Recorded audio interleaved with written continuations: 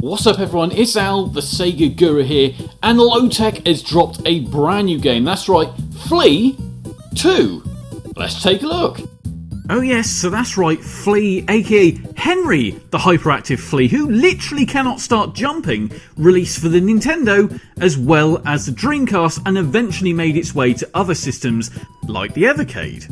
The game was helmed by Lowtech Games, aka Alistair Lowe and the team, which is great, and it also included the musical highlights of Tui, who's also worked on FLEA 2. And that's where we are today. We're taking a look at FLEA 2 for the Nintendo and the Dreamcast. Now, yet again, we are suited with 80 incredible jam-packed levels. These levels will literally want you to basically pick up your controller and throw it through the TV screen. Although, hopefully that doesn't actually happen, but yes, it might actually put you on the edge. Now, FLEA returns with its all-star cast of characters. They are all here, including Tapeworm himself, which is great because, let's face it, a game without all the extra characters within FLEA just wouldn't quite make sense. We're getting more of what we essentially had the first time around, but I'm actually okay with that. Yes, like I said, the game will kind of put you through a lot of stresses,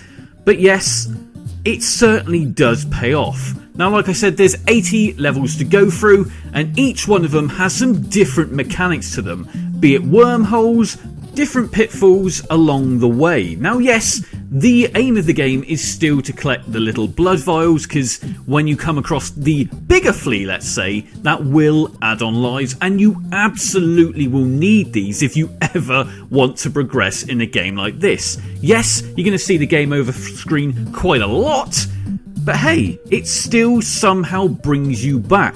The game really is simplistic in its way. You're always jumping, and all you're really doing is moving side to side, as well as using the dash button, for example. Dash is something you're going to have to use quite a lot here, which basically means you will kind of go a little bit quicker to left or right to go over a bigger range of spikes. Like I said, there's many obstacles along the way, but this is just one way, but you can certainly avoid them to try to get to the end of each level. Each level obviously leads on to the next one, aka there are bosses in between some of them, but not loads and loads. But yes, when you do get to the boss fights, I'm not gonna lie, you might cry.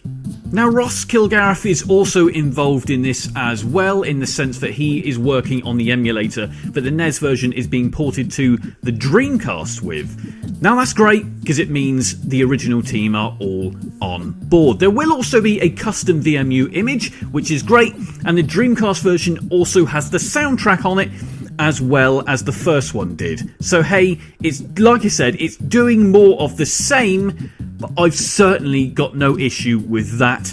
And the fact it also has some kind of improvements to the game in bug fixes and quality of life, that to me means this kind of is a passion product. And for me, this is what I love. FLEA is a game that is very addictive, and let's face it, it's a character we all now love.